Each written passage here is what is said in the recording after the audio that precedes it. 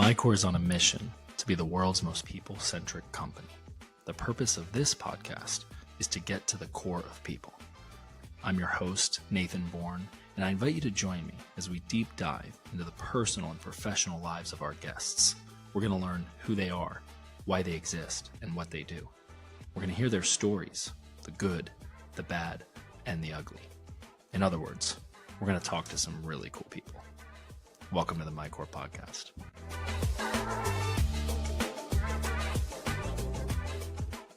Hello. Welcome to the MyCore podcast. I'm super pumped for today's episode with Ashleah Burkeen. What's up, Ashley? What's up, Nate? How are you?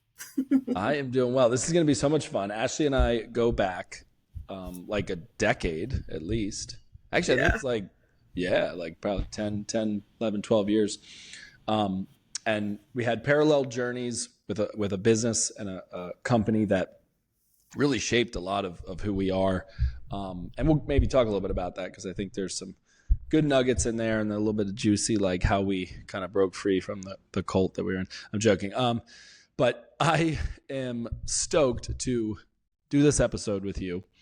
And are you there? I think you might be frozen. I'm here. Okay, cool. You're coming in now. Now, Ashley is somebody that has lived a perfect life. She has no trauma. Her childhood was super healthy. She was nurtured really, really well. Safe guards and boundaries. Is that accurate, Ashley?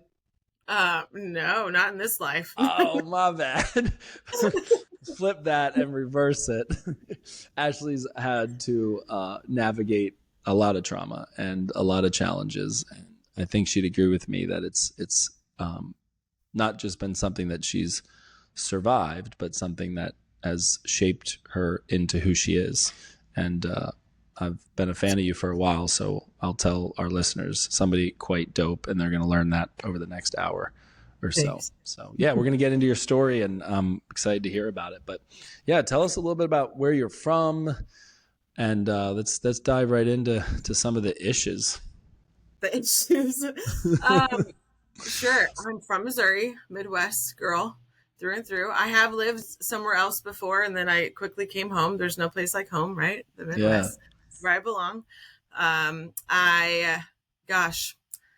We live in rural America right outside of St. Louis, because I know most people, everybody's from St. Louis when you talk about Missouri, right? But I live in rural America.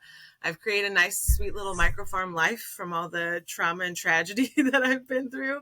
And yeah, I mean, love business, love entrepreneurship, but definitely love having a good mindset and repairing the mindset so I can live the life I'm supposed to, right? Yeah, and I think what I dig about you is you're just authentically, unapologetically Ashley. You just all day, and it shows up in your content. You know, I know you have a substantial following on social media, and people dig that real raw. And I'd love to maybe unpack a little bit of like Sure. how you landed here. And I'm going to take us to like the moment that we met. Sure. And one thing I remember about you, particularly when I was in St. Louis and speaking at that event, which feels like a lifetime ago. I think that was 2016. Yeah, actually it was like spring of 2016. I remember it. And you were just like so helpful, such a great leader. Like your energy was fantastic. And I just remember thinking like, man, like this girl is on it. Like she's with it. Like she's doing the deal. Have you always been like that? Or you like, if you do something, do you do it like with your full heart? Yeah, like I'm going all in. And I kind of raised just from the way I was raised, right? And the trauma I grew up in, it's like hard work was just like that was built in you. You had no other choice, right? And so right. I thrive in those kind of situations because of the way I was raised, and I don't know anything else or I think I made a Facebook post the other day that was like, I see opportunity everywhere because I don't know any better, but to look for the next thing to like fight against and conquer. So yeah. Yeah. And something I love that you lean into in your story and content is your personality, ADHD, like being off the wall. Yeah. I'm a silly little goose myself, you know. So I like to go there, and I'll tell you, like, you're part of a short group of creators that have inspired me as I've embarked on this path. And somebody really read me my rights recently, and I thought, like, yeah, you know what, they're right. And then I thought of you, because I was like, she's doing it right. So what they said to me, it was like the most backwards compliment ever, was, hey, Nathan, we know you, and you have like an actual great personality. Like your real personality is great. And online, none of that is coming across. And it really just hit me hard, because in the business that you and I were in, I had to sort of become another person, right? I wore a suit, and I learned the presentation, and I followed the slides and the red bouncing ball. And I just sort of became like linear and systematic and even robotic. And it led to a certain level of success. But I was quite miserable in that experience, in that journey, because I wasn't leading with who I am. You know, it wasn't, I could play the part, I could do it. But I think every level has its devil, and we all exhaust at some point the parts of our life that aren't us. And then somehow we end up facing the music, looking at the man or woman in the mirror. And the only way forward is like to be accompanied by who we really are, right? It's almost like this companion shows up and says, hey there, it's me. And you've been acting like you're not me. You've been ashamed of me. You've been freaking, side chicking me. It's a little fucked up. Why don't you main squeeze me? And you're like, you know what? Let's do this. Yeah. And you're somebody that's like always been that way from my vantage point. Or so one, what's the cheat code on truly leading with who you are? And is it maybe that I've just known you that way, and there was a time where you were acting like you were somebody else? I'm curious. I think the same time I met you, I definitely was acting like I was somebody else sometimes, right? But you probably felt safe and comfortable to me, right? And so energy doesn't lie. I probably felt that I could be normal around you. I was a people pleaser and shy and quiet, though, like all through my teens and early 20s.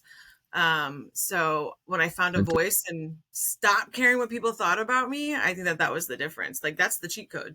You cannot care what people think about you. You have to do you and have so much fun in it, because that's the thing too, is like you're attracting all these people of nonsense that don't really like you when you're something other than yourself. So filter out I call them losers, filter out the losers that aren't for you. And so you can open up pockets of people that like love and embrace you and all your weird and ADHD behavior, right? Right. That's so good. I'm in this sort of moment in my life that's a bit of a metamorphosis. I feel like just a fucking pretty little butterfly coming out of the cocoon. So I am processing, right? And just like, things are very potent in my mind right now. Kind of across the board. It's a bit of a breakdown to breakthrough moment for me.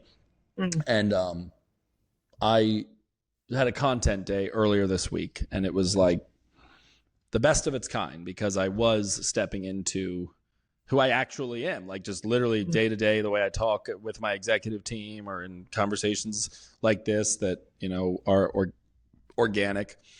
And it was interesting because Brittany, who manages my social media now, we would do like a little clip, and I was like I would go back, like I would default back, and she'd be like, not you, run it back. And I'm like, oh shit. All right, let's do this. Like, you know what I mean? And then I would like say some crazy shit off the wall, and it would smack, and she'd be like dying laughing, like, that was crazy. That was so good. You know what I mean? I'm like, all right, like, my bad. So it's interesting when you're stepping into who you are. You can, it's like withdrawal or something, or an addiction or something weird where like you will default back, and you might go through like a day or a moment or a 60-second clip, and you really almost have to like groove and kind of recreate the neural pathways to stay in that space that does energize you and that is authentic. So I was just curious if you have any like experience with that, or at this point, are you unconsciously competent? I mean, this is kind of an interesting conversation we're having right now, I think, because it's like how to, who to, you know what I mean? Like, how do you be yourself? It's kind of, I think people are looking for that. I think you act accordingly, right? Like, it's the difference between like streaking through church. You know, like at church, you have to behave right and act accordingly for the, so like obviously know your audience and read the room. I do business stuff all the time. I think the difference in who I am and how I show up whenever I have to act accordingly is I know that I don't need to wear a pencil skirt and heels anymore to be taken seriously in business. I can wear a branded logo shirt and leggings and fit, you know what I mean? It doesn't discredit me. Does that mean that if they have music at a conference, when we walk in the room, that I'm not bebopping around because I'm feeling music? Of course I am. That's who I am, right? But definitely I think like you just learn how to read the room and act accordingly, but you can still shine through as yourself without completely going weird. I mean, I can stifle my weird momentarily, right? For a certain situation. Right. I say this, like, I'll take a break from myself. You know, like sometimes I need a break. I'll be like, y'all think I'm a lot? Like, I have to deal with this dude 24/7, 365. Like, I wake up to him. You know? So it's good to take a break. In here with me all the time, right? Like, especially people will be like, can't believe you said that or say that. I'm like, bro, that's what I said. Like, you don't even know what's in here. Like, that's what actually came out. You know, leading with who, as I call it, it's the one of our core values. It's sort of this thing that I've been concocting, and you may know this, but I'm writing a book, Lead with Who, writing the book Lead with Who. So anyway, which I want to talk to you about because got some published authors up in the house. What's up? Future for me, but trying to get on your level. And my premise, my thesis around this is like even in the last few moments that we've been talking, it could sound like we're saying be more expressive or, you know, have a bigger personality. And yet energy can be harnessed and conjured up with some of those antics. But if for whatever reason you are genuinely stoic, like that's just who you are for who knows, maybe it's the household you grew up in, or it's the school that you went to, or the sports that you played, then like be that. Because what people want is authenticity. They don't want you to put on a show. So you and I happen to actually be theatrical and dramatic and sort of like main character energy.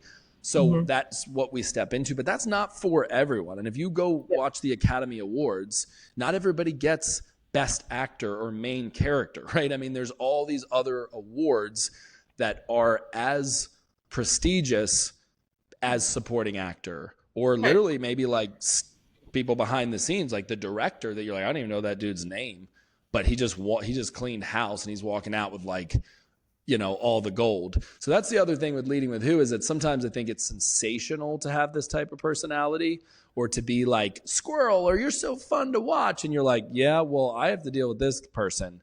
And it takes a lot of energy. I wish I was like you, because you're like calm, cool, and collected.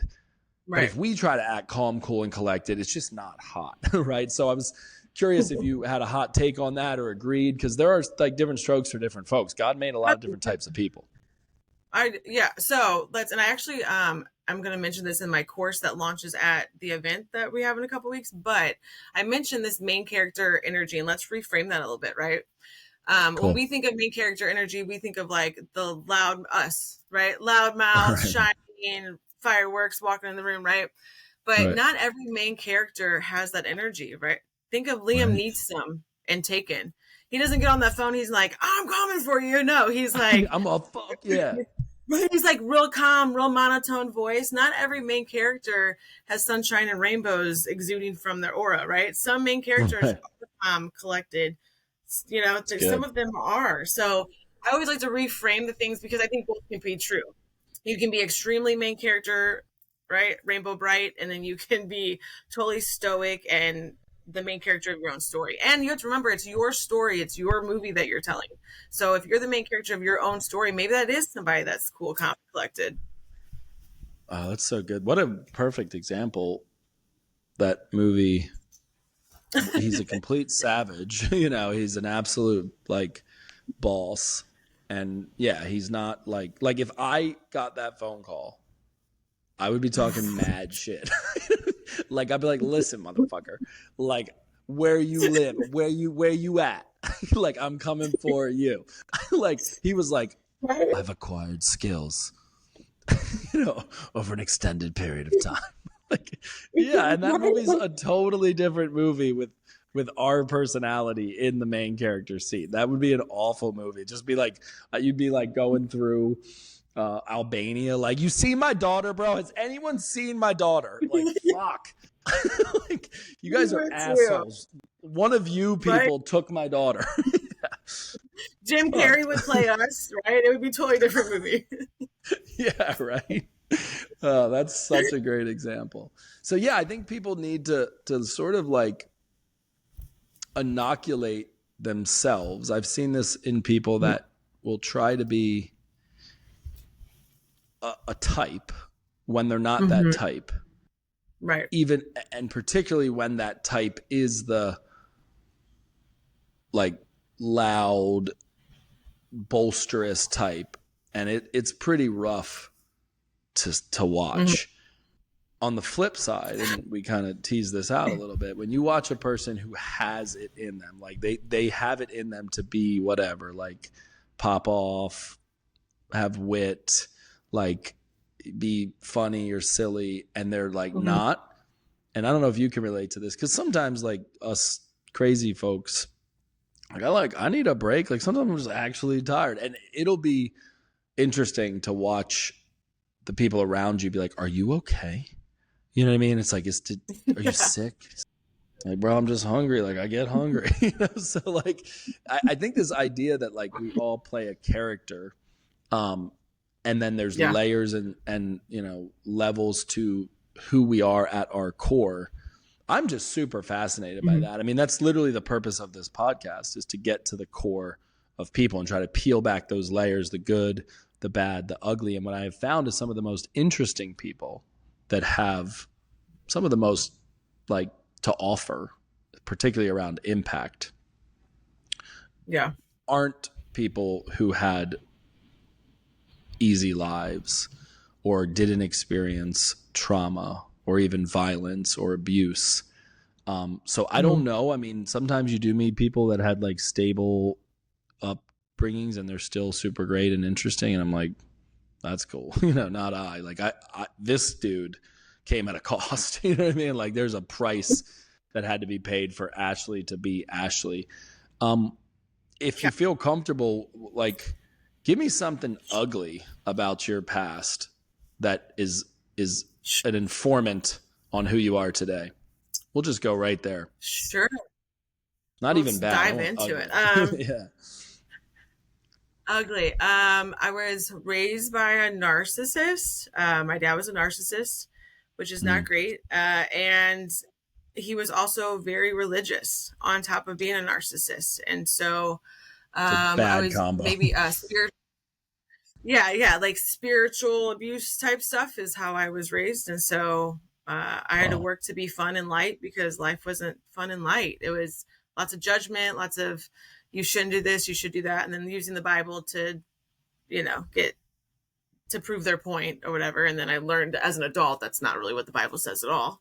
And then the whole family was like that, because narcissism takes over the entire family, and so the whole family was like that. And I had a uncle that groomed me. My favorite uncle groomed me, which I write about in my book. And because that family was biblical in that way, they kind of defended him and and kind of victim shamed, because they couldn't believe that he would do something like that, because the Lord, right? So there's your ugly for you.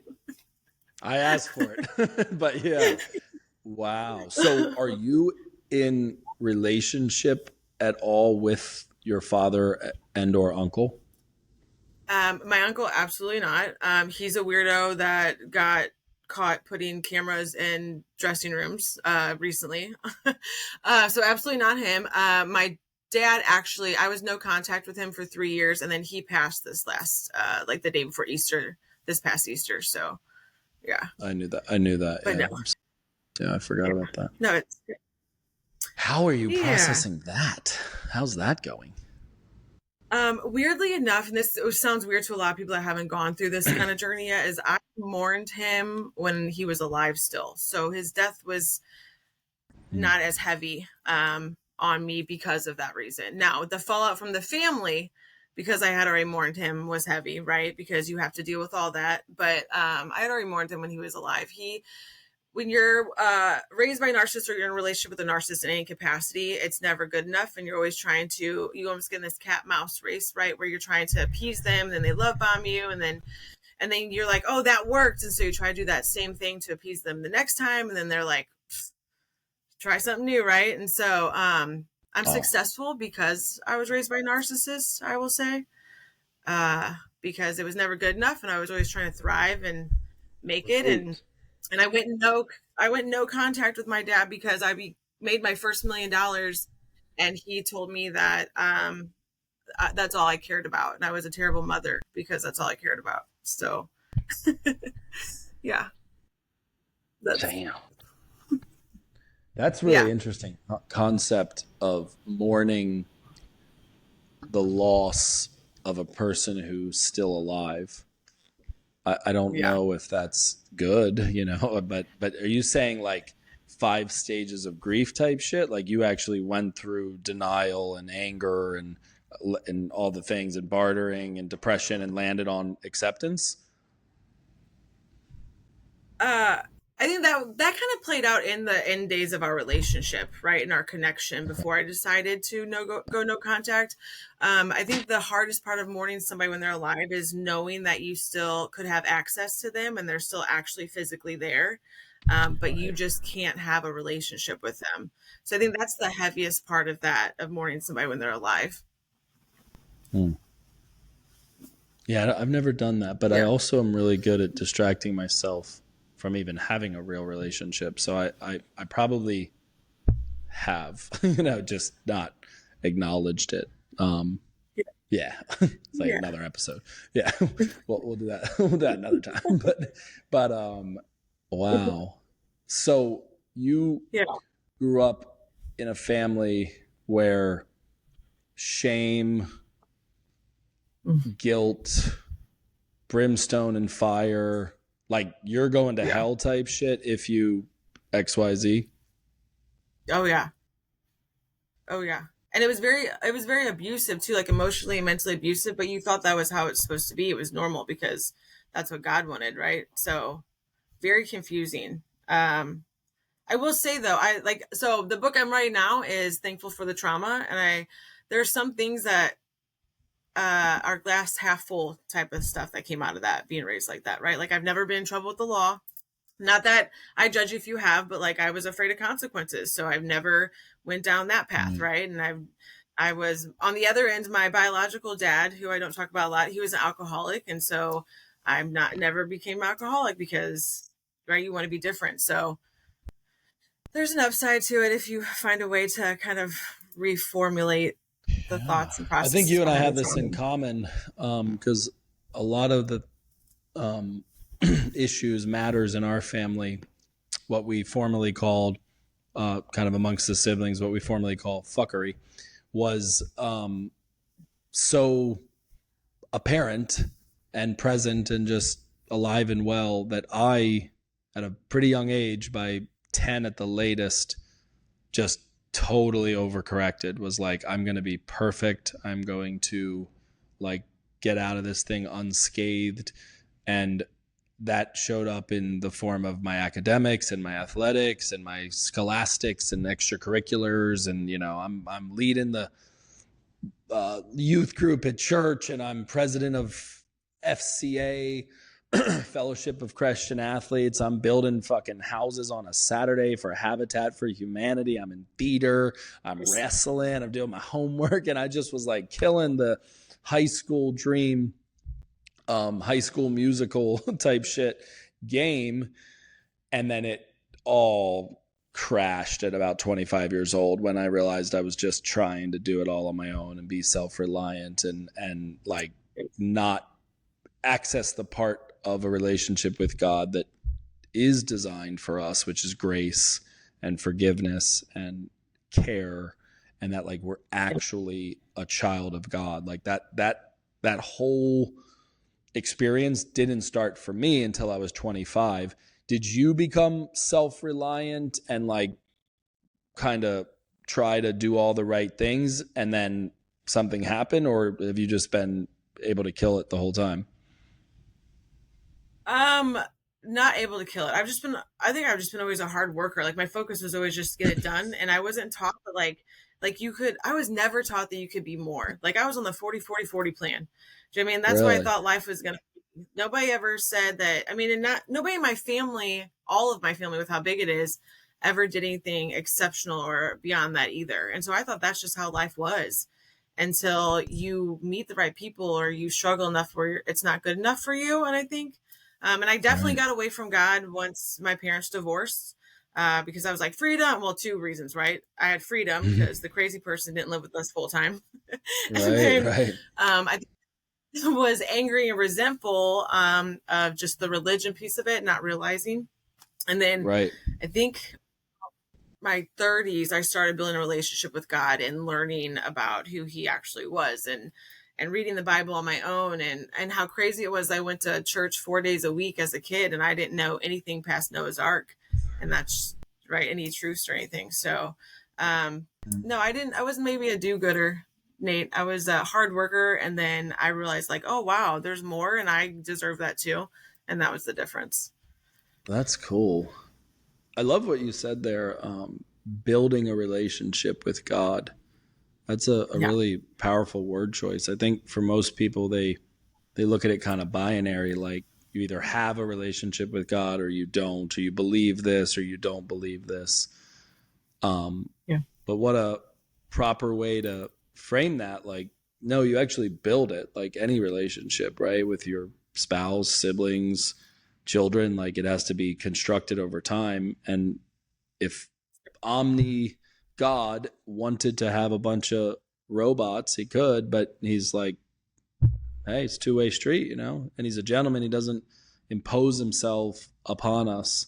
So that's really cool that you approach it that way. I dig that. The other thing that you Yeah. just share, well, you can respond to that if you want to. I just had another thought, but yeah, sorry. You're good. You're good. You're good. Good. We're both talkers, so it'll be fun to, you know, grapple our Did it? loquaciousness. So something I'm curious about for our listeners too, because I think entrepreneurship, a lot like leadership or these qualities that can sometimes feel like you either have it or you don't have it. It's this kind of like, were you born with it? What was that really famous? Maybe she's born with it. Maybe it's Maybelline. Do you remember that? Maybelline. It was like Maybelline. Yeah, maybe she's born. Maybe it's Maybelline. So like leadership, entrepreneurship, it's like maybe he's born with it. Maybe it's because they came to the Unbound event or the MyCore Collective. Shameless plugs. But like for you, it sounds like Yeah. something happened where you like were sparked to become entrepreneurial, to expect more in what you can create in finances and in enterprise building. Was there like a moment, a day of decision, a day of disgust? Tell us about how you got. I think honestly, it was doing what we like how I met you in the company that I met you in. Did I lose you? Are you still there? I've lost it. There you are. I didn't answer that. I don't know where you went. Okay, so we had a little difficulty there, but we're back. Can you hear me? Yeah, yeah. So the moment I we're talking don't about, think. the moment, yeah. What sparked in you this other type of person?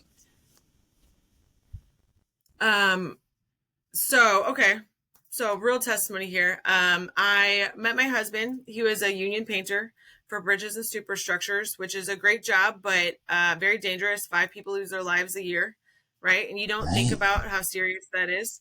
Lots of travel, great pay, great insurance, but very risky, right? And I was at home with the kids, but I was bored out of my gourd because I'm an ambitious person that learned to work my whole life. I mean, I was paying my parents' house payments when I was a kid, right?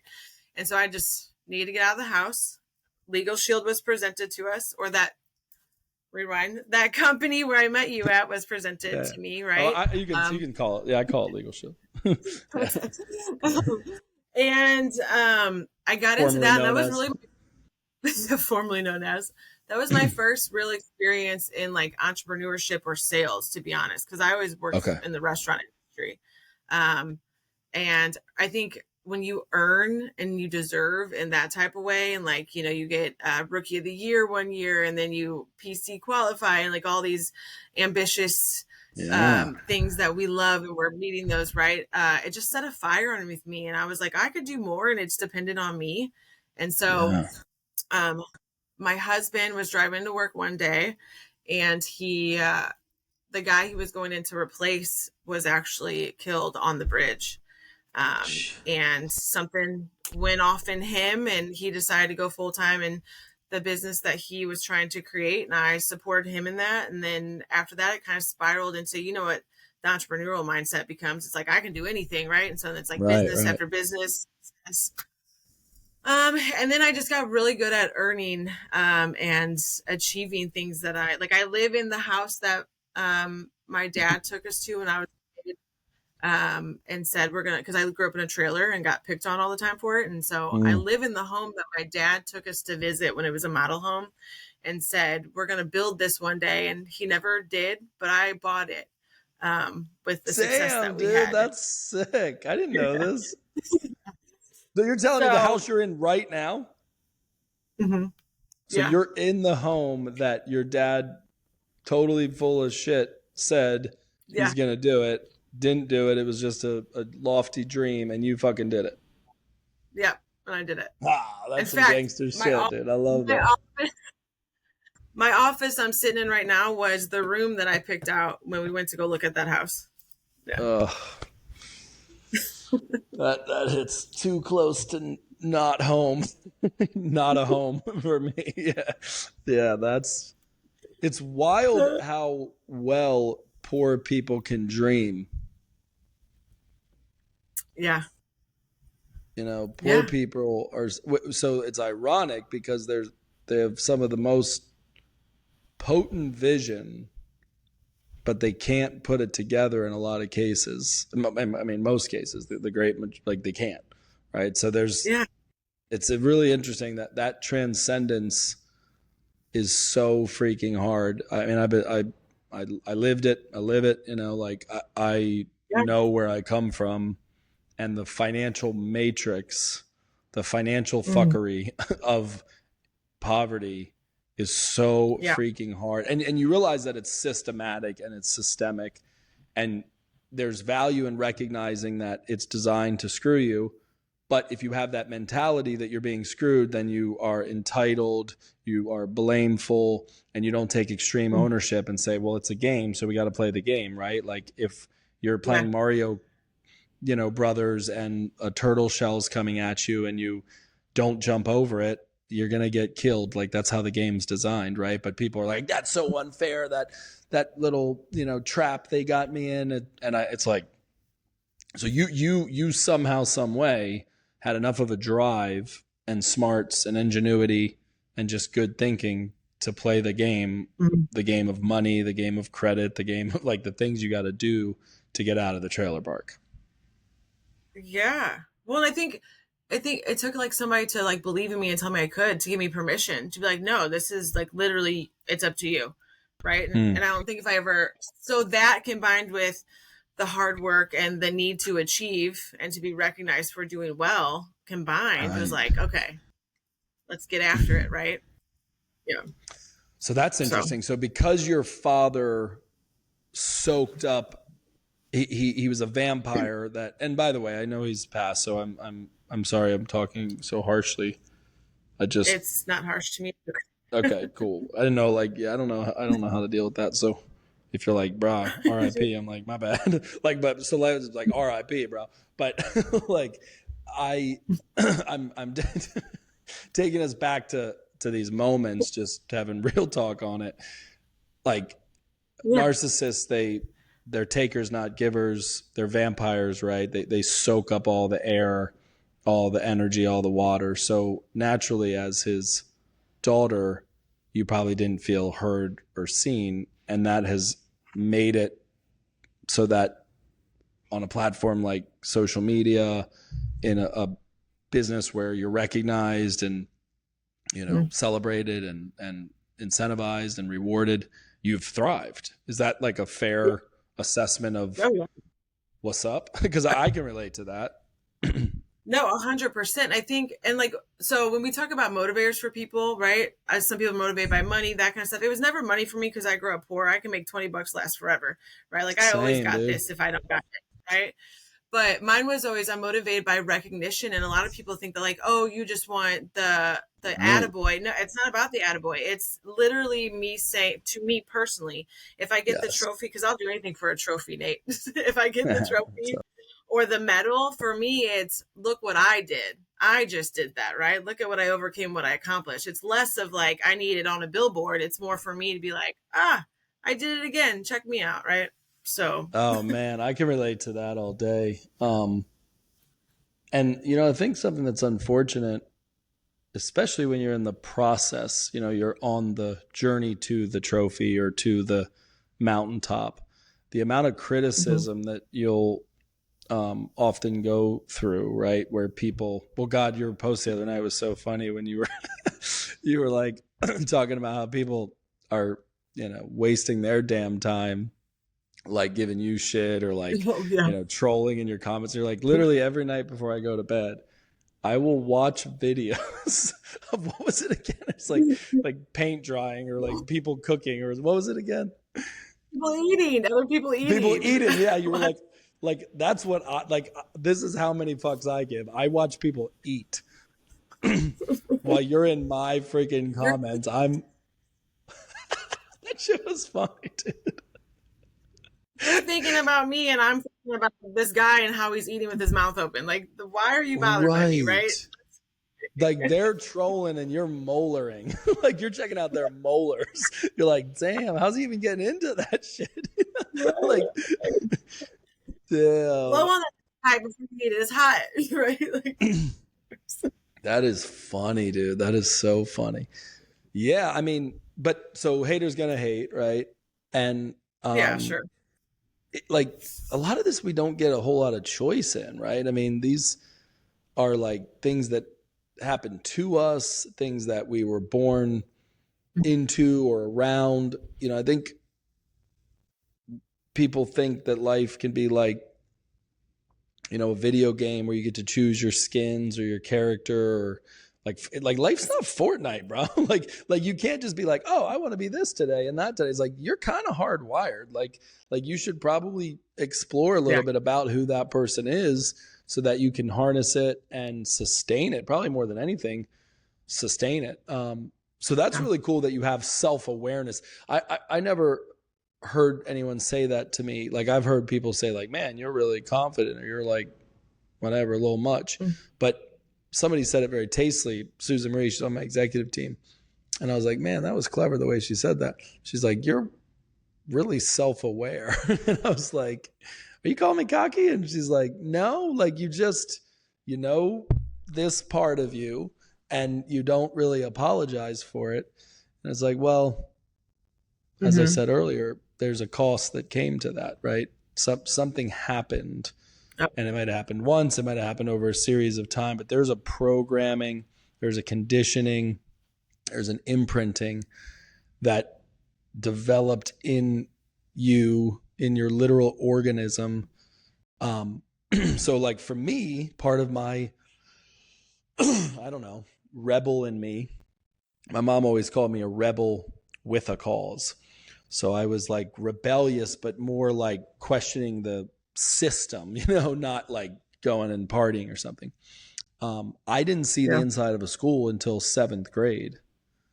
So I didn't have the programming that you typically have to like go off of. And that just made me think differently because I never, stood in line or been in a classroom or been in a cafeteria or had to go to my cubby. I just lived in like a clean canvas of life. So this entrepreneurial aspect of you to this day is recognition, because you're not in a construct anymore where you're on, I don't know, maybe you have your own performance club between you and your husband, or is it just still kind of between you and you? Like, that'd be weird, right? you do the whole ceremony and shit. How do you think I get all these animals? No, I'm joking. Right. Yeah, you get rewarded a goose or a duck. So how do you incentivize yourself in recognition if there's not like a company recognizing you? So I kind of learned how to find self-love, right? Like, you do this healing journey, right? So self-love played a huge part in that, and being self-aware and all those things, right? And so less awards, physical awards and stuff like that, but I'm very motivated by spite, and on my journey and become a generational curse breaker. There's a lot of people that have turned against me, if I'm just being honest, right? Because generational curse breaker means that you're pushing against the norm, and when the whole family's sick mentally, right? And that's fair to say because they don't know any better. You're the weirdo that's like, why are you causing all this drama and chaos and stuff? And so for me, it's I appreciate the trolls and the haters, and because I'm self-aware, I've learned to fall in love with those people because they really motivate me to be like, oh, okay, say I can't and I will, or look down on me and judge me and show you, right? And so I'm very motivated by spite, which I don't know if it's healthy or not. Oh, I love it. I mean, I say it this way, or think of it this way, like, you should have a list of people that you want to prove wrong, and you should have a list of people that you want to prove right. Because there's going to be people in your life that believe in you. They always believed in you. It clocked from the beginning, and they were like, you got this, girl. Like, you can totally do this. And I try to tap into that energy, because the people that have believed in me from day one, my A1s from day one, like, I got to prove them right, because I need their judgment, their gut to make sense. Like, this is kind of maybe my version of what I think drives me, and I think you may be able to relate. I call it like, make it make sense, right? So like, I look at the events of my life, I look at the characteristics that I have, the faculties, whatever, like all the things. And like, to just be a regular ass dude that's just doing like normal shit, like, that doesn't make sense. Like, when you unpack the story of Ashleah, to just be doing like basic bitch shit, it's like, nah, because look at this, and that. So I need to make it make sense. And I try to make it make sense for myself. I try to make it make sense for others, so that if that person met you at that age and was like, yo, you've got something here, like, you could really do the deal. Well, I need that person to lay their head down at night and be like, I knew I was right about her. I knew I saw something in him. And then the ones that are like so small-minded and, quite frankly, selfish, that your success, your metamorphosis, your manifestation, your actualization makes somehow them lesser than, because it fucks up their construct of the way the world works and where you fit in it and where they fit in it. Well, we gotta make it make not sense for those people too. Because they're, in my opinion, world according to Nathan, their stinking thinking is like diabolical. Like, it's like, whoa, like, you think that you can control a thing and you can't, right? Like, God's ultimately in control, and you're trying to control these pawns in your life. I just can't get with that. So I like to disrupt that. Is any of this clocking for you and tracking? Gosh. I feel like you're with it. Yeah. I'm with it. I'm with it. I do. I like to say like I'm gonna be everywhere that you look, but nowhere to be found. Right? As in, like you're gonna have to That's watch awesome. me thrive, but you have no Right. access to me anymore. Right? Yeah. So, and I think too, Nathan, you come from a super big family. I do too, in the opposite way. Like I'm not a kid of a lot, but my parents were both kids of Extended. 8, right? So, I think what I've learned through all this too is like when you are the person that's out doing the dang thing, you have more than just like your own kids watching you. Like I have baby cousins, layers of generations that are watching me that like reach out to me that I didn't even realize were honing in on what I was doing. And so, I guess I would add that I'm gonna make a list now of people that I want to do well for, right? And I'm gonna add my baby Uh, cousins to my list thanks to you because oh, I I didn't love even that. realize it until one of them DM'd me and was like, "Hey, I just want to thank you for, whatever." And then I was like, "Oh my gosh, they're all watching." So, Yeah. yeah, you never know. That's good. It's energy, right? So you have to harness both. And I heard years ago from a mentor that life's a series of contrast. So, we're all sort of walking paradoxes, and the tension between those two things is typically where the energy is derived, right? So if you just take those two lists, people that believe in you, people that don't, and you integrate them, now you've got this kind of mixed bag of energy that at different moments for different reasons you have to source, right? Because if you're on the 1 yard line and you got to get it across the finish line, it might not be the best time to be like, I bet these people think I can do it.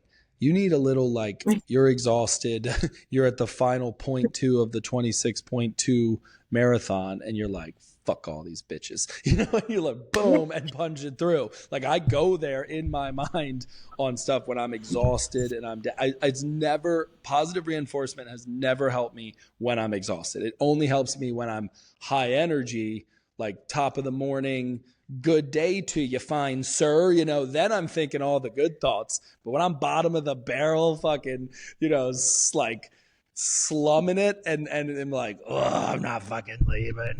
I think about the people that, yeah. So I think you need both those lists. But if you're too much like, I'm gonna prove everybody wrong, it's like, bro, that's like a little much too. So I think the pendulum must swing. Oh, 100%. 100%. I'm with you. That's the only thing I could think about whenever you were saying that was whenever when I'm doing CrossFit, because I know you do CrossFit too, and somebody's trying to root for me whenever I'm trying to PR, and I'm literally like, shut up! Like, why are you talking Yo, right same, dude. now? Like in a competition, I'm like, get these nice ass people away from me. like afterwards, when I'm on the ground dying, then bring them out. Like let them come be like, good job, little fist pump. But when I'm in it, dude, I will like punch a nice dude right in the face. Yes. I, he, I'm gonna tell you a story real quick because he probably won't listen. But really nice guy, one of the nicest guys I've ever met. His name's JM. He's a Christian. He's like wholesome ass dude. And he's that guy, right? And he's like, you can do it, like. So we were doing this workout. It was probably like a year ago, and it was one of like a running one where we had to do a bunch of shit and then like go back out the box and then run.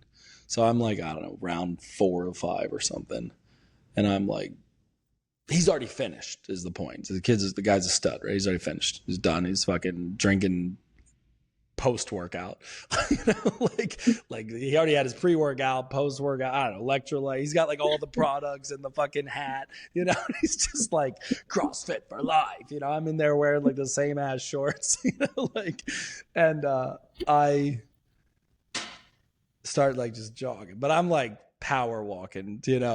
Stalling until I have to actually run. And he comes up to me and starts being like, "You got this, man. Come on." And I stopped dead in my tracks, actually. Just stop. And I turn. I go, JM, if you say one more thing to me, and I'm breathing heavy, obviously, I'm going to punch you right in the fucking face.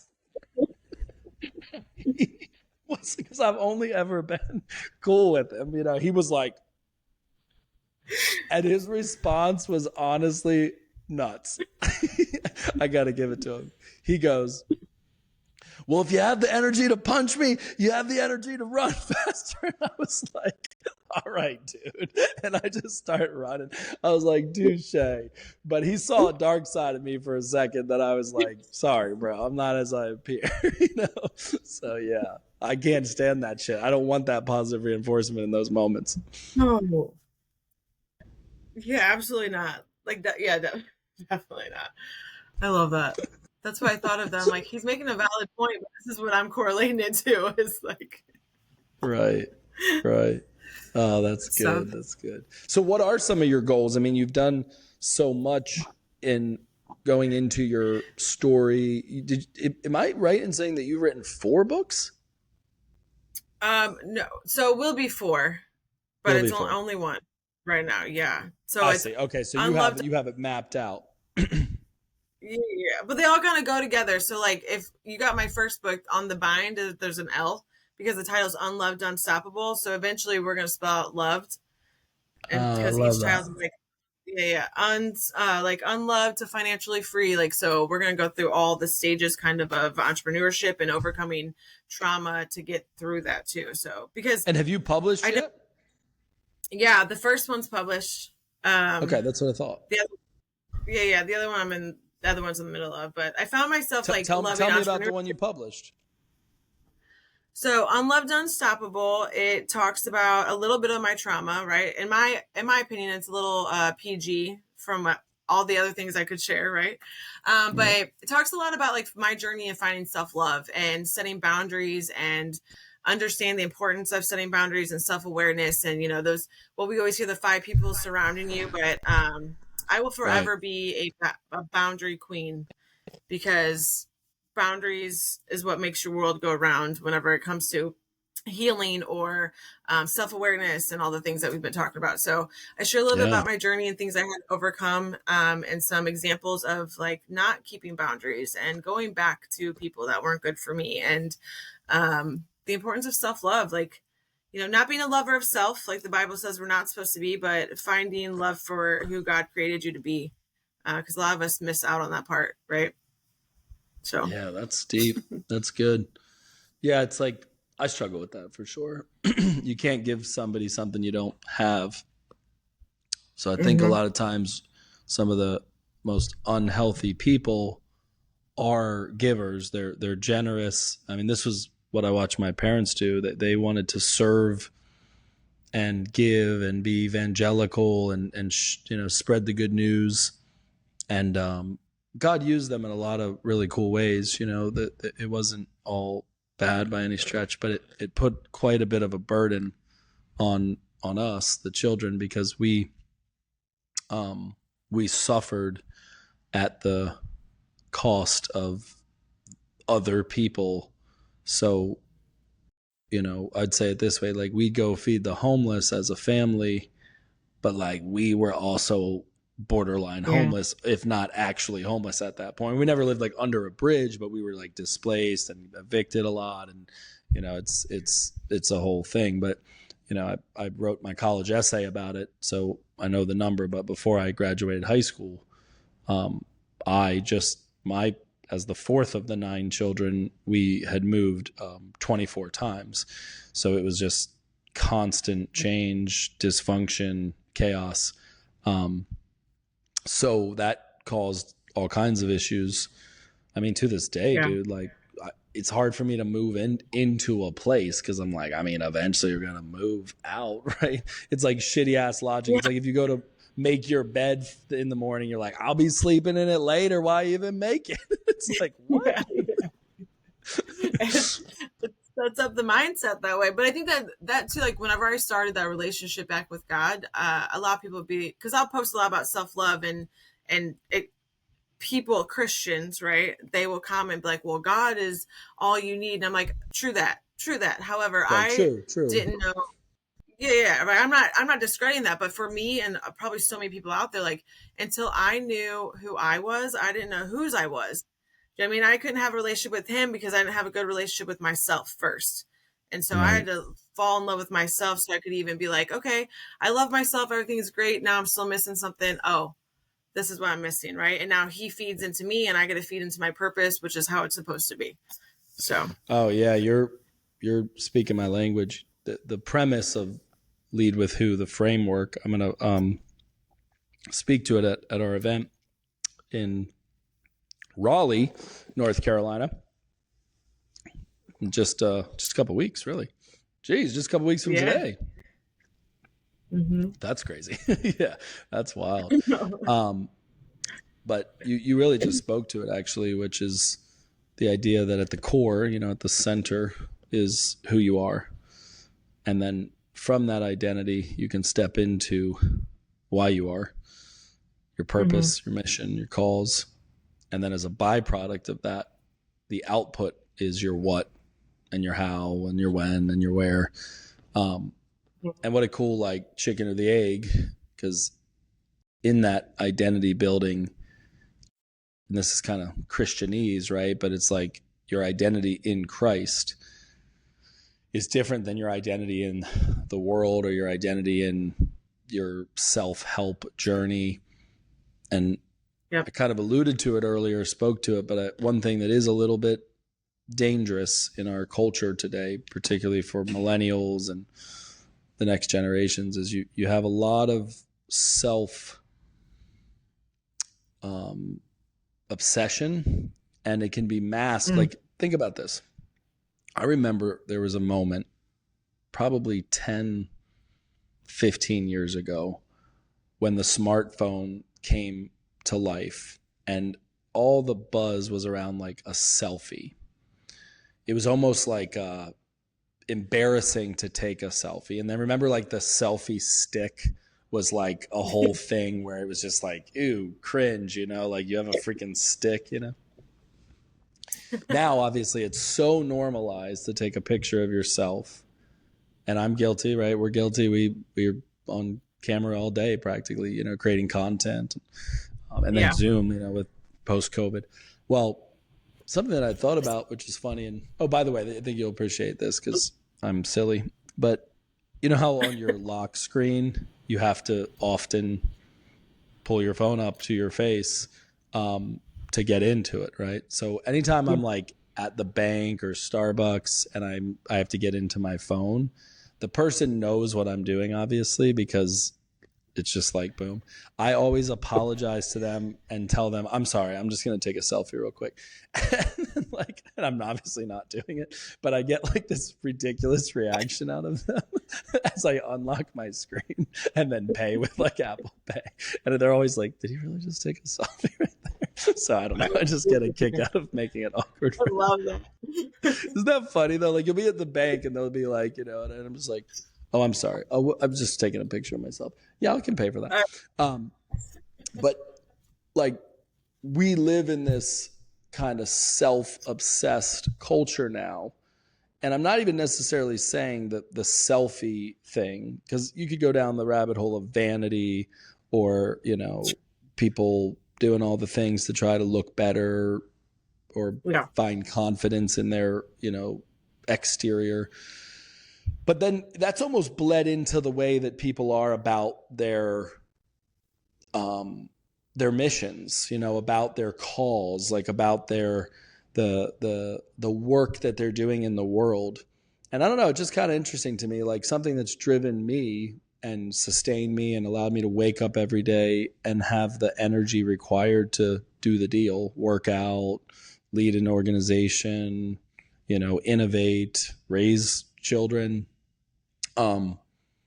is because I'm in constant exploration of what God's plan is for me. And if you haven't listened to Drake's song in a while, God's Plan, you should, because there is a real plan for all of our lives. And I wrestle with that a lot. Like, what if this is my self-proclaimed genius, and what if this is like divine download? And that kind of tension between them kind of helped me. It's not real pretty normally of a path, but is that something in your relationship with God that you grapple with? Like, what is this Ashleah? Is this God? And then not unapologetically at times it's Ashleah.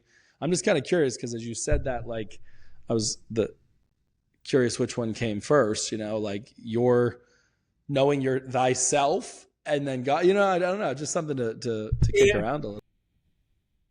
Now, I think knowing myself first, of course, right? Because I pushed away. I mean, like I said, I pushed away from him. So it was like, he's not helping me out, right? Look at all this crazy mess I had to go through to get to where I'm at, right? And back then, I was like, he cultivated that mess because why would I have to go through all that? Well, we have free will, right? There were blessings that came out. That the blessing is, hey chick, I prepared you for what your purpose is, and now you have thick skin and you can take on these Right. haters and take on the slack that you get for trying to make changes, right? And so, yeah, definitely me first, and then him, and then somebody said to me recently, because I'm sure when your journey and your relationship with God gets really tight knit and you're getting closer, it feels like the other part of the flesh and that world just starts to crumble, and you're like, oh, another thing, right? But somebody said to me, the devil doesn't mess with people that aren't doing what they're supposed to be doing. He only messes with the ones that are doing exactly what they're meant to do. That's good. And so that's a constant reminder for me where I'm like, hey, I'm making leeway. And every time I get here, something is trying to knock me down. I just stop and think like, oh, this is what I'm supposed to be doing. Because if I wasn't, then the devil wouldn't be going so dang hard on me. Right. Yeah, I love that. I heard it this way: a dog doesn't bark at a parked car.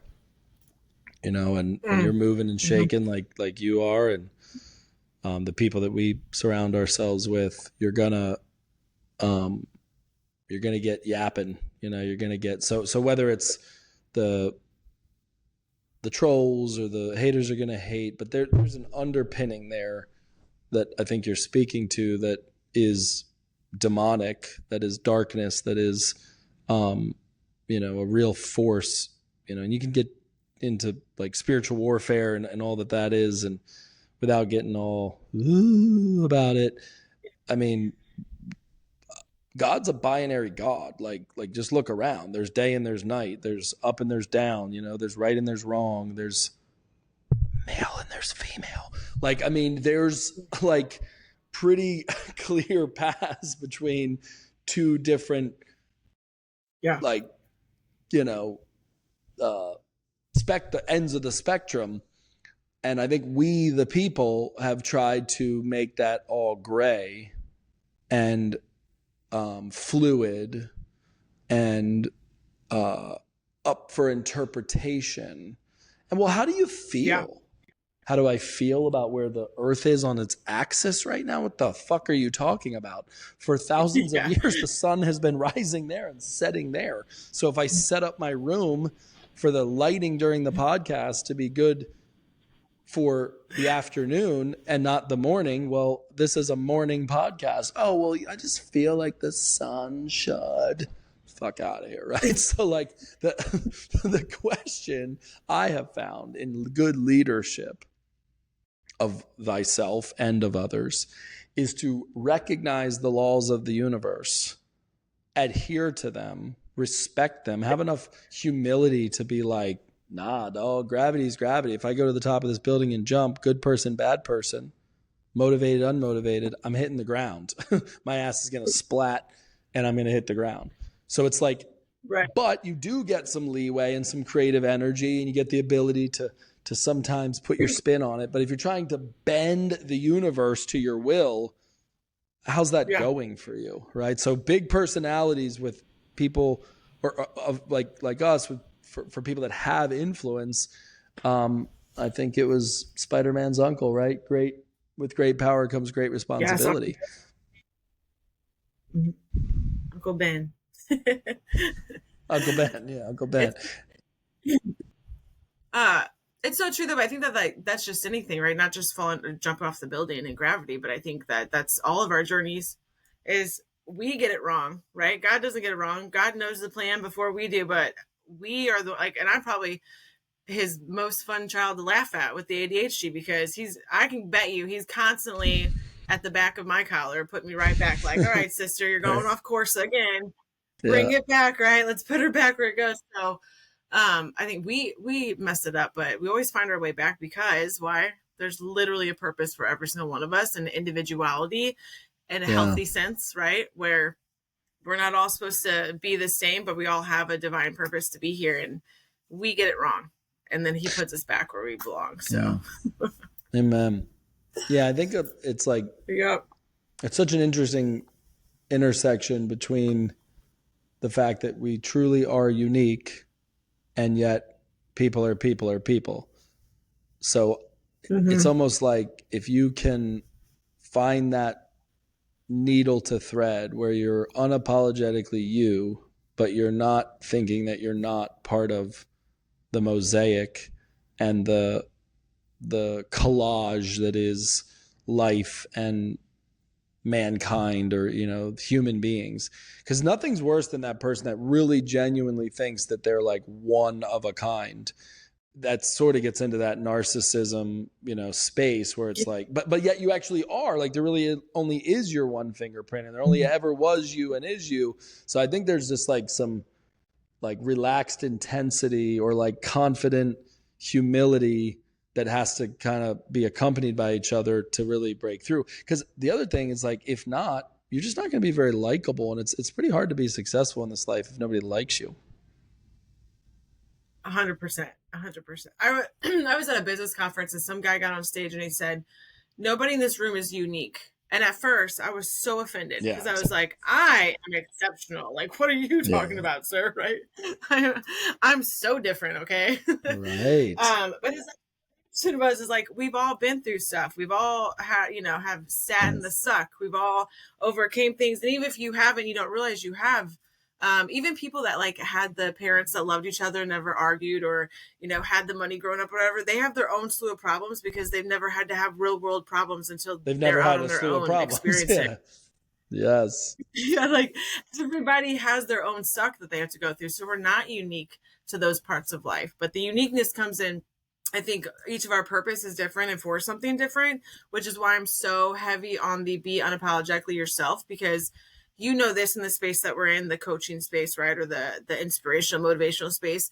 There are people that are like, do it or else, right? And there's people that's like, rainbows and sunshine and take your time. And it's like, no, there's a realness to both of that, right? Like, sometimes you just do it and shut up and do it. And sometimes we need to show ourselves grace, right? So it's not black or white. I think everything can be true all the time.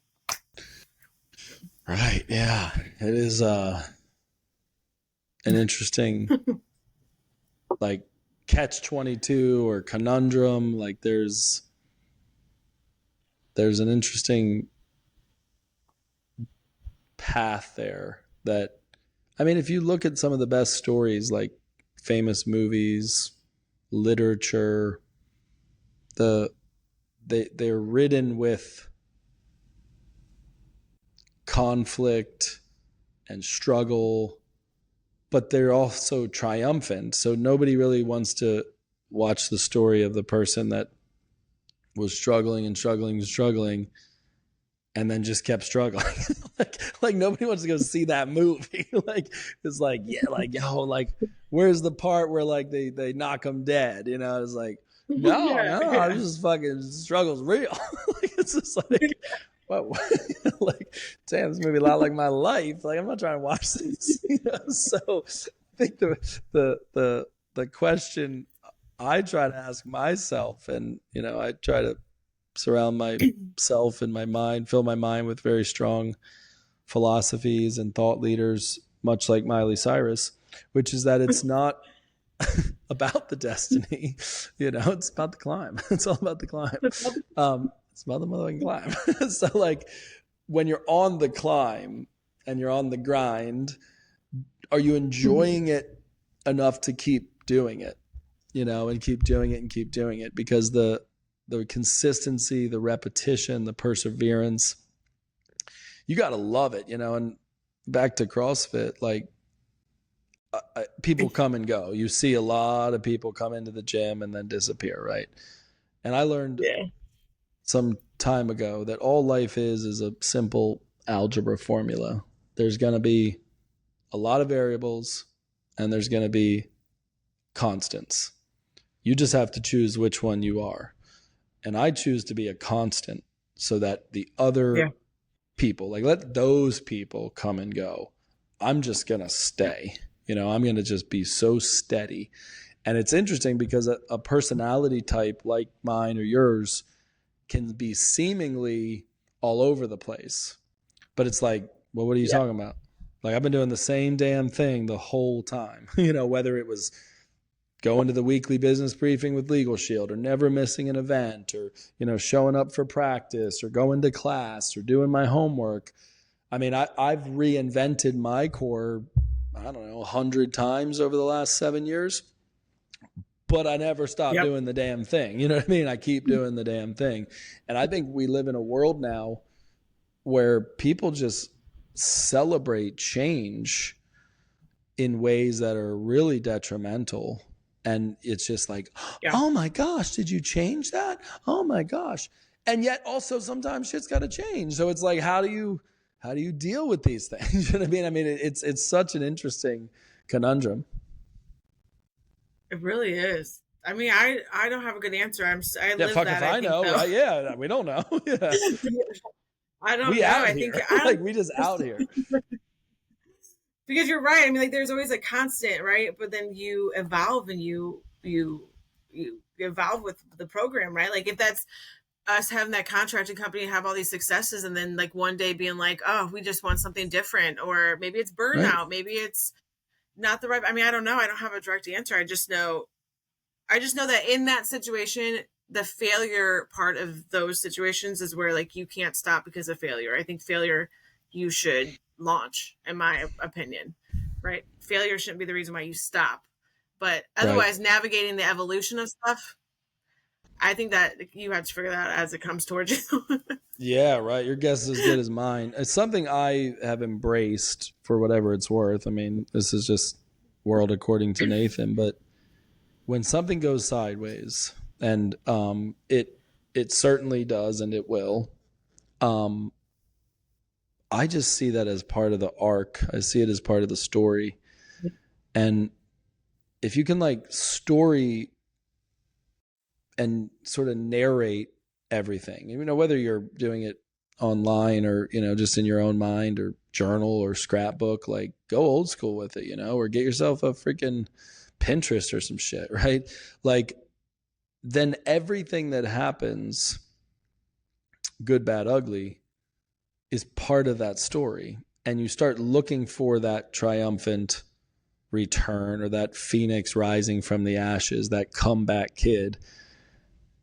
Yeah. And I don't know, when something happens that's just unfortunate or a setback, I go, damn, this story just got better. Like people are going to want to watch the next episode. It's that Netflix, like episode whatever begins in 5, 4, 3, 2, 1. Yeah. And if you're not like having a cliffhanger, you know what I mean? There's not like, whoa, what happens next? Then like, what are you doing? Just going through the motions and living a mundane life. And look, there's a value in mastering the mundane. I envy mundane people. I'm like, damn, how do you do? So wait, you go to the same place with the same people in the same car in the same house, and then you just run it back? Damn. Like, how do you? That's so it changes from baseball season to football season, but everything else is the same, right? Like I don't understand that. Like that blows my freaking mind. But good on you, good on you. So I heard this, and I think it might be what you were starting to like tap on there. Earl Nightingale. I always loved his definition of success. Homeboy's like 150 years old, so I got to think of it for a second. But he said, success is the progressive realization of a worthy ideal. And I remember hearing that and thinking, bet, like that's it. Because if I can have an ideal in my mind, it could be the way that human beings interact with each other, right? I have a dream that one day a man will not be, people will not be judged by the color of their skin, but the content of their character, right? Like that's an ideal. Mm-hmm. And everything that happens between then, which would have been like Civil Rights Act of 1964, so until now, did it progress? And if so, then we are succeeding. And this is a super touchy topic, and as two white people, I'm not trying to talk about that shit right now. Yeah, like, don't listen to me. I get pulled over and they give me like high five. So like my bad. Like, but like your business, your family, your impact is an ideal, and all the twists and turns are progressive realizations of that ideal. And if not, then like, yes, you need to get a checkup from the neck up and go, shit, maybe my ideal isn't right, or I'm off track with that ideal. But most people don't go through their lives with an ideal. They don't even have a big, hairy, audacious goal or a North Star. Right. I think clarity. I think it's having clarity, not just the ideal, but it's like, what do you want? And then getting clarity on specifically what that is, right? Not like, I know you come from an era, they're probably still teaching it, but like where we talk about your why, right? Why are you doing this thing? And if it doesn't crumble you inside, and like your why isn't the Lamborghini. Your why is because I want to provide for my family, right? And teach my boys to whatever. Okay. Right.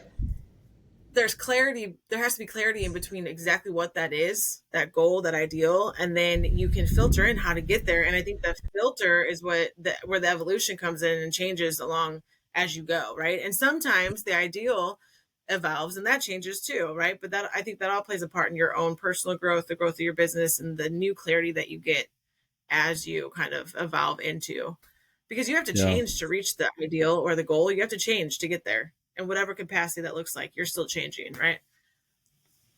I mean, yeah, like on so many levels, like, yeah. So like for me, just real talk, hard talk. I think a lot of times we, the people, myself, I'll speak for myself, we think that if we do something that is, I mean, this is like nuanced AF, that's altruistic or idealistic, then because it's good, then it will work itself out. It will be successful. And I don't know that it works that way. So my marriage has failed yet again. I'm going through a divorce. I'm a single father with 4. And that's a really altruistic thing to keep a family together and to stay married. And we had already been divorced. So when I put it back together and we worked on it and restored the family and reconciled, you're going to get high fives and claps and, oh, so good. Praise be to God. You know, like, yet there was a lot of problems that just simply weren't addressed. Swept under the rug, have another child, move to sunny Florida. And what's weird, this is like fresh off the fucking press weird, you know, like this is just real time, is I feel more at peace and more aligned and more like I'm on the right path in the midst of this really sad, unfortunate, not what you wanted. It's not. And I feel like my kids are, I mean, you know, there's issues, but they're better. And you're starting to kind of see some of the fruit from this decision from a few months ago. And you're going like, that's freaking weird. That's really weird. So I don't know. It almost contradicts what I just said, because isn't a worthy ideal marriage, isn't a worthy ideal family, isn't a worthy ideal reconciliation? Fuck if I know, you know, but you got to go back to the origin story a little bit and say, okay, where in this was alignment between you and the other party?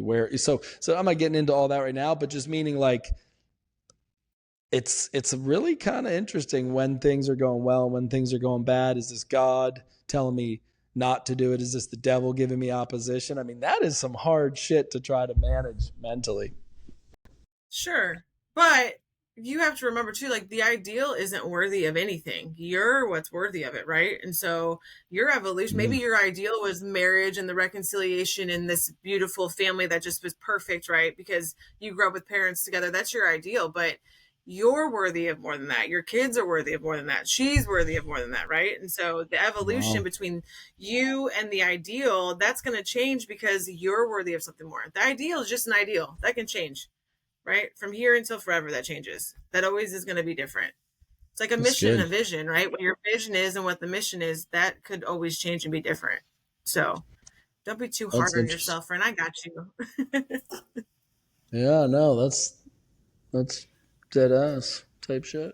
Yeah, that's good. Yeah, it's interesting. I mean, even yesterday I did a episode of the podcast, and it was the first time that I spoke to it. You know, it's only been since May, but um, and then now real time I'm doing it again, and that's a process, right? Like to get to where you're like, okay, this is the deal, right? Yes. This is what's going on with my life, and even more than whoever listens, it's like between me and me to be able to state that and say that and step forward.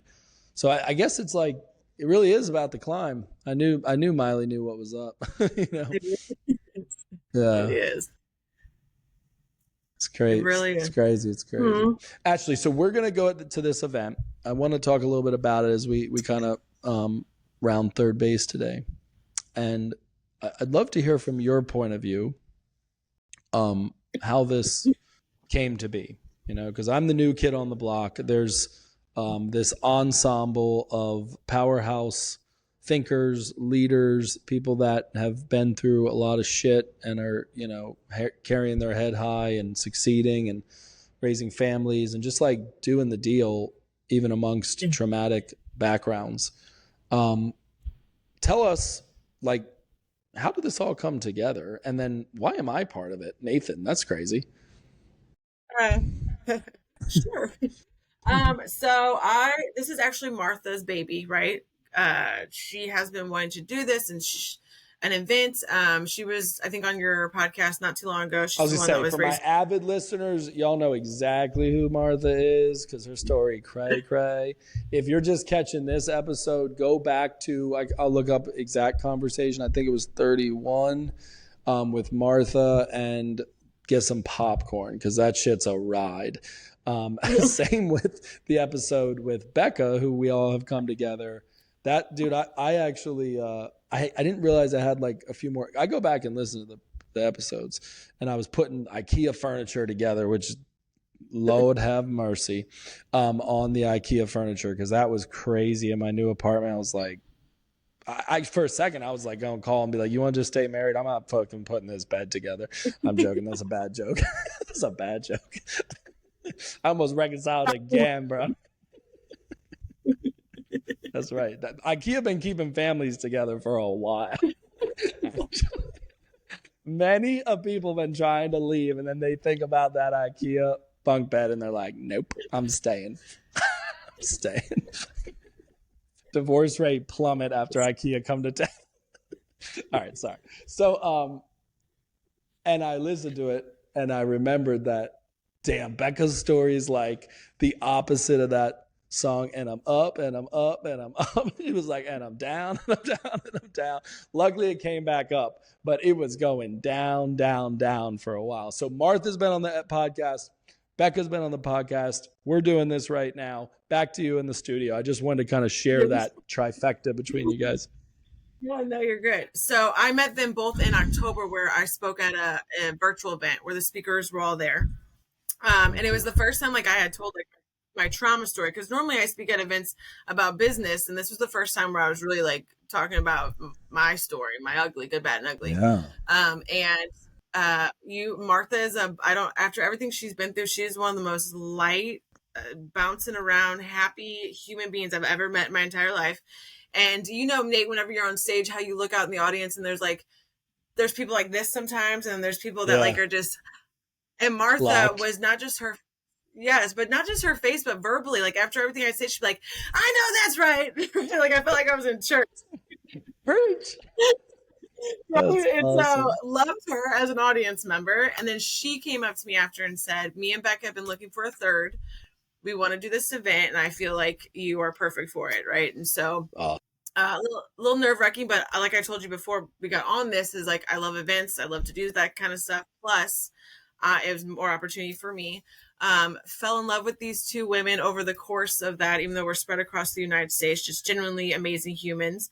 And then they said, uh, we is it going to be an all women's event? And I was like, I think that that does a disservice to us. And they said, okay, well, what guy would we ask? And we know a lot of guys in the arena. And I said, why don't we bring something new and fresh?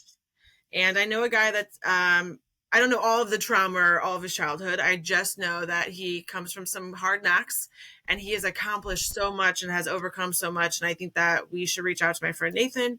They met you, they fell in love with you, think you're just an awesome rock star, and here we are. We're gonna do the wow. dang thing.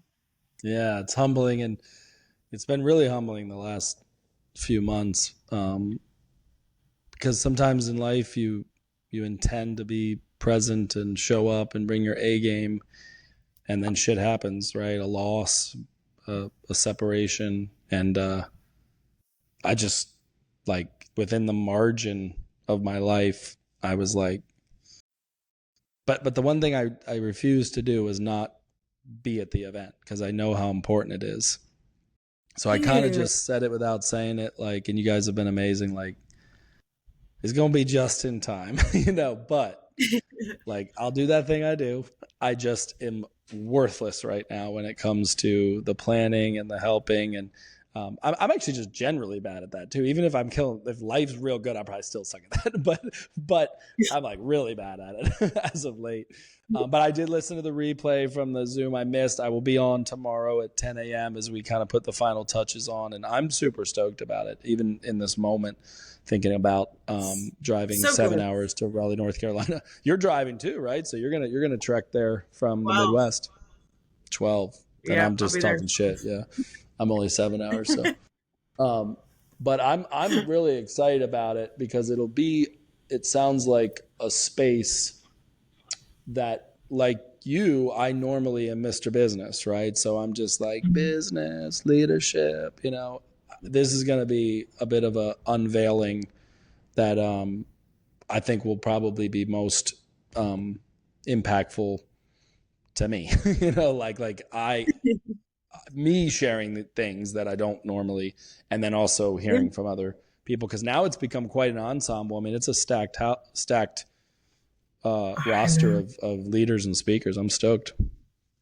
Yeah, it's gonna be great. I think like what's great about you specifically coming in, me as well, that's different maybe from Martha and Becca is, and Martha owns her own business, but I think that because we do come from the entrepreneurial space, I'm big on the mindset because I built a business before I was healed and had growth, and then I built one, continued it after, and there's a substantial difference, right? And the Right. difficulty of that. And so I think that anybody that either wants to or owns a business or has that mindset and wants more, I think that would be good to hear from people that have gone through life's hard knocks and then still have successes in the entrepreneurial arena. So I think it'll be good. I'm excited.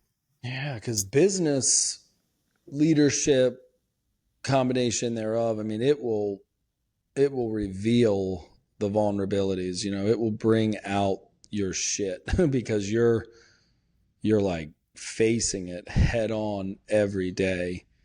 Yeah. I love what Jim Rohn said. He said, don't be a millionaire for the money, be a millionaire because of who it will make of you, what it will make of you. So it's this sort of different shift of like, well, if I were to do this thing, take this risk, lead these people, solve these problems, who would I have to be? And Yeah. I'm not that person now, because if I were, I'd be there. Mm-hmm. So that delta, that path is treacherous, but the juice is worth the squeeze because you get to be that person. And a lot Yes. of the trauma is a little bit of a prequel on my shit that I'm going to talk about it on Bounce Up. Is here's the here it is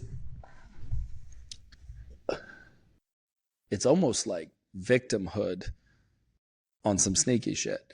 Because a lot of times what will happen is you'll take the things that happen to you that you couldn't control, possibly because you were a literal child, and then you go, this is the thing that made me dope. This is the thing that made me funny. This is the thing that gave me drive. But then what you won't do is create your own damn trauma so that you can unlock to the next level. And it might not be insidious and evil, but it needs to be fucking traumatic, because starting a business is traumatic. It's a traumatic experience. You know, leaving a bad relationship is traumatic. Moving across the country is traumatic. So every level has its devil, but often people get stuck because they aren't creating enough trauma in their life. And starting MyCore was traumatic as fuck, dude. Like, it has been the craziest, most treacherous, dangerous journey, but it's made me who I am. And I hope to inspire that in people that are there, because I think, are you clocking on what I'm saying? Like people think like, oh, I can only source from the shit that happened to me then, and you've been riding that out for 20 years. And it's like, well, you need some 38-year-old trauma. You need some 36-year-old trauma. And obviously I'm not saying like bad shit, but that's what I want to help inspire in people, is like, create some problems in your life so that you grow through them in order to even solve them. Yeah, that's so good though. You know, it reminds me of that. I don't know who says it. I'm not good. Listen, ADHD prevents me from having a good memory for names and stuff like that. I know that you've heard it, Nathan, because you are just philosophical in that way, but that the most potential is in a graveyard, right? And it reminds me of that, of like, how many people don't even try because they're so stuck in the suck of the trauma that they're in now, and they have never created that uncomfortability to even show that potential and what they actually are made of, right? Or could be made of. So that's what that reminds me of. Yeah, that's good. And it's like, you wouldn't be there. Like, you wouldn't be listening to this podcast right now if you weren't seeking. You wouldn't come to the Unbound event. You wouldn't go out to Oregon for the MyCore Collective. You wouldn't even be consuming this content. You would be most concerned with Taylor Swift and Travis Kelce's engagement. Like, that would be like the main event in your life, right? And you ain't doing shit. Like, so if you're even like in the neighborhood of personal growth, right, like you're in the freaking, like, you're the fringe guy right now to growth, well then good, you're like on your way, right? Like, that's half the battle, is to even be aware that, oh damn, like there's another path here. So that awareness generates a vast amount of things that you didn't know you didn't know. You were unconsciously incompetent, but now you're consciously incompetent. You know you don't know it. Most people don't have the gall or the audacity or the courage, frankly, to step into that space of a bunch of things that you don't know, that you now know you don't know. Yeah. And that's kind of what I meant by the trauma, is it's like, we can't just chalk up trauma to things that happen to us and expect to get growth. All the growth. I bet if you took inventory of the speakers, they would go, yeah, actually it came from this. It came from, so how do you go to the next level then? You have trauma again, right? So my little like flip is going to be like, you're not escaping trauma. You're like creating trauma, you know? So I've been like teasing this out. I was kind of wanted to test it on you a little bit, but do you get what I'm saying? I got to craft it a little bit better in the next couple of weeks, but it's good. Well, I mean, and you'll find out too, like similar to what you just said, the speakers, I highly doubt any of them are going to be like, this one thing happened to me and now I'm a rock star. Do you know what I'm saying? Like, I'm sure that didn't happen. Yeah, I can guarantee you that didn't happen. Yeah. Yeah, your weird ass uncle isn't why you built $1 million business alone. No. like, yeah, that fucking sucks, but that like bleeds into all these other things. Sorry, Right. not a funny joke. No, you're good, but no, you're not wrong. But like specifically as trauma, typically like almost snowballs into the next, right? And even in your healing journey, because like you heal from one thing and then you're like, oh shit, I didn't even know I was mad about that. And here's the next thing, right? And so trauma is forever. I love it. Shit, I didn't know I was mad about that. That sums it up. Dude, that is funny because if you're like me, I bury shit hard, and then something pops off and I'm like, shit, I didn't know I was mad about that. That thing's been living rent free in like my left arm. Like the body's keeping it storm. Yeah. Oh man. You just backed up. Funny. You just backed up. You released something. Up. You got some lactic acid. I thought it was the CrossFit. It's like, nah, bro. That's called suppression. Like, oh, that's where that sore muscle came from. I got it. Right. It's like, we all doing snatches. It's like, yeah, that's what it was. Oh, it's gonna be so good. I'm excited to be in that room, and I know it's been a journey just to do the event, like the lift, and it's amazing the miracle that happened there with the hotel and the contract, and I think God's all over it. So it's definitely has like a covering and a favor, and we're gonna step into that space and just unlock some things. It'll be awesome. Yeah, 100%. It's gonna be a goodie. It's definitely backed by God for sure. For sure. Yeah, so. It's gotta be. Man, that's awesome. Well, I am so glad we got to hang out today, and it's fun, these episodes, because I've always felt comfortable with you, and I think you and I share like similar dark humor and can kind of use that as coping mechanisms. But I felt like I could just be myself with you today. I hope you felt the same way. 100%. Yeah. I love anybody I can riff off of. I like to riff, right? Like if I say something, you're going to get me next. Like I like to know that you got me. Yeah, right. Like you're going to leave me in the lurch. Like, bro, I was setting you. That was a layup. Like I was setting you up. And you went and got Gatorade? Like what the fuck? like, dude, I need you to tongue out Michael Jordan slam that shit. So, yeah, it was fun. Because I've known you and I know some of your vibe, and I was reading, obviously still filled out the type form. I was like, I'm not trying to like, so what exactly happened, huh? What happened with the uncle? I'm not getting into that shit. Like your weird ass uncle. So I was like, I'm just gonna kick it with Ashleah for like an hour and a half. And if people want to listen to us, great. If not, I had a damn good time kicking it with my friend Ashleah. Yeah. Hey, I wrote a book with all that in there, and you can come to Unbound and hear about it. You don't have to do it. Yes. Yeah, exactly. Buy my book, swipe up, bitches, is what I like to say. Link in bio. Oh, man, that's awesome. Well, Ashleah, I adore you. You are awesome. Thanks for hanging out with me today. And I'll tell you, too, just a final thought. When I went to that event in St. Louis in 2016, I was